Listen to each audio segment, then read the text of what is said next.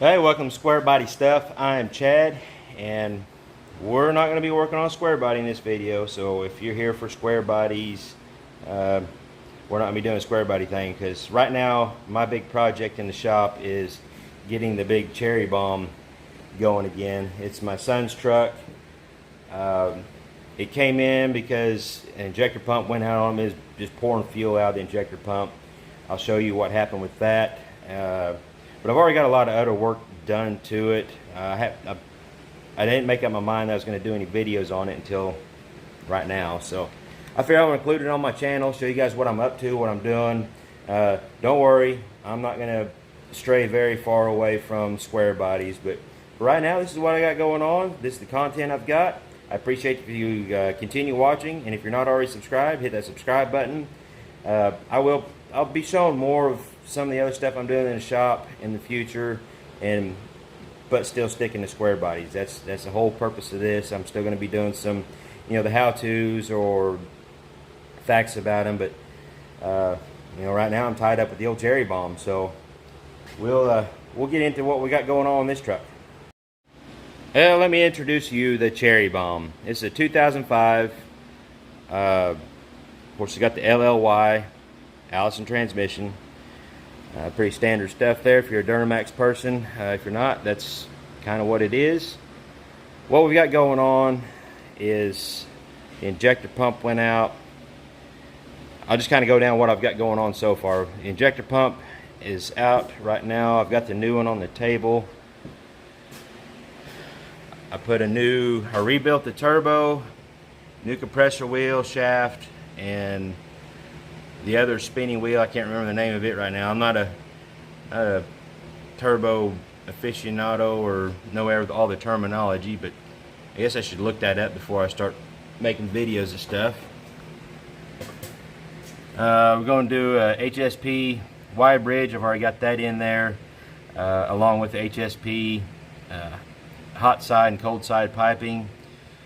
Cooler thermostat's going to redo a little bit of the fuel line situation up top and get rid of, I'll show you what I got there.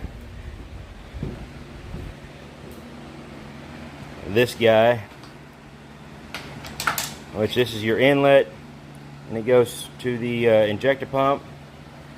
This right here goes to your injectors. I think it's just honestly don't know really what it is.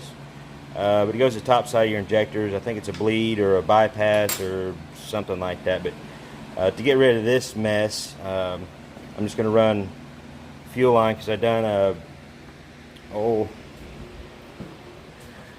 get up in here, the fuel filter delete. So I'm going to run 1/2-inch line directly from the controller all right to the injector pump. Show you the up pipes, down pipes, PPE brand. It's already got 4-inch straight exhaust. That it was already done before I got it in here. Let's see what else we got. The fast fuel pump.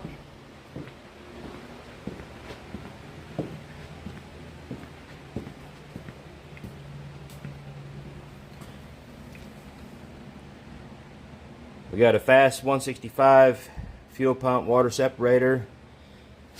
Let me see if I can get under here. An XDP mini sump on the bottom of the tank. I like to run them a little further back than some people, I guess. That way, if you're running low on fuel and you're going up a hill, it's not your fuel sloshes to the back, and you're more likely to be able to make it up the hill. The only problem is which I've run into on my 2012, is my sump is pretty much all the way to the back of the tank.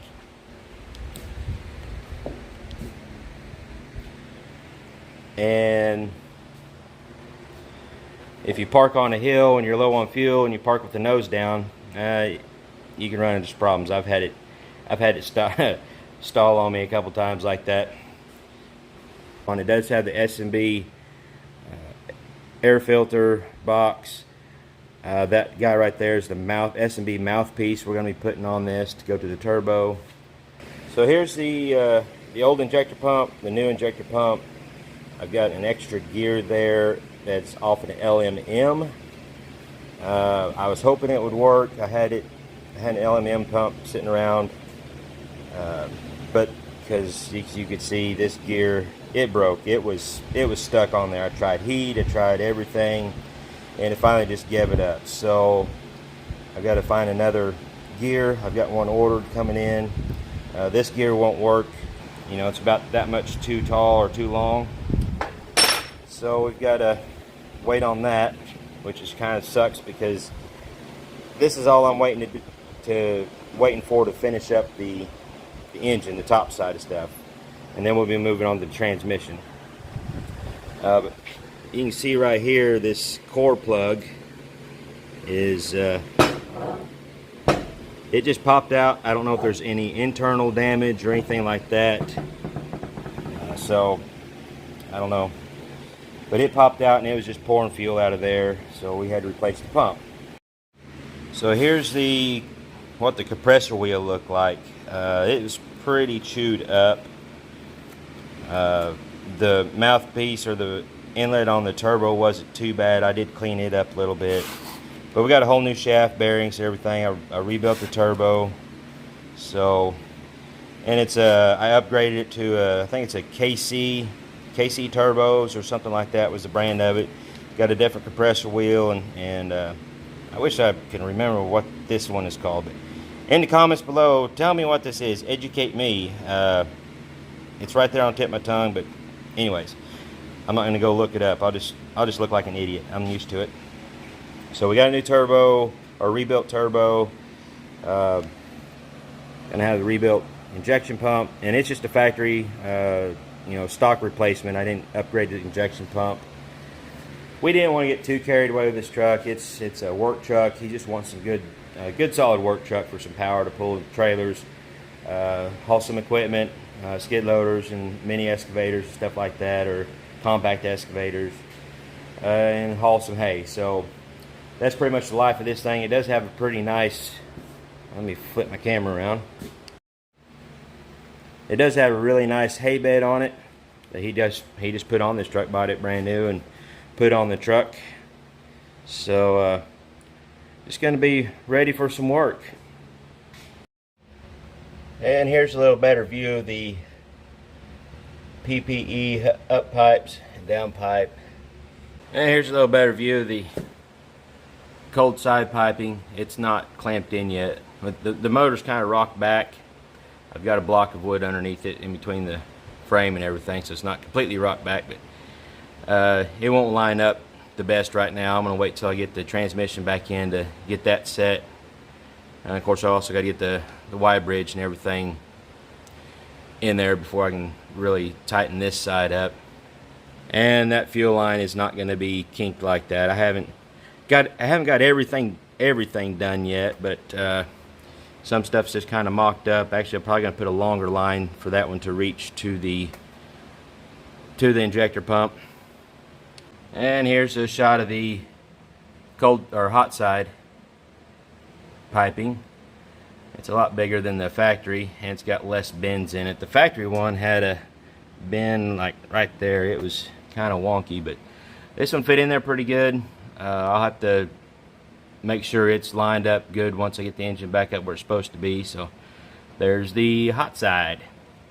And you might be wondering why I went ahead and pulled the transmission.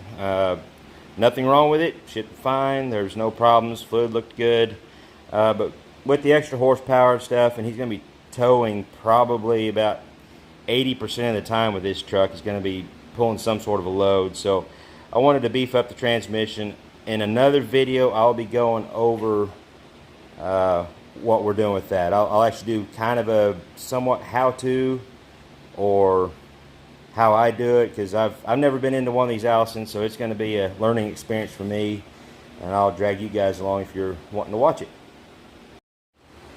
So that's what we got going on with the Cherry Bomb. I appreciate you guys watching. Hopefully nobody's too upset that it's not a square body, but at least it's a GM. And maybe one of these days, if I get familiar enough with these Duramaxes, I might do a Duramax swap. I would like to do that, but that'd be way on down the road. So anyways, I appreciate you guys watching. I'm gonna cut it off here. Till next time, y'all keep your square bodies rolling, or whatever it is you drive rolling, and we'll catch you later.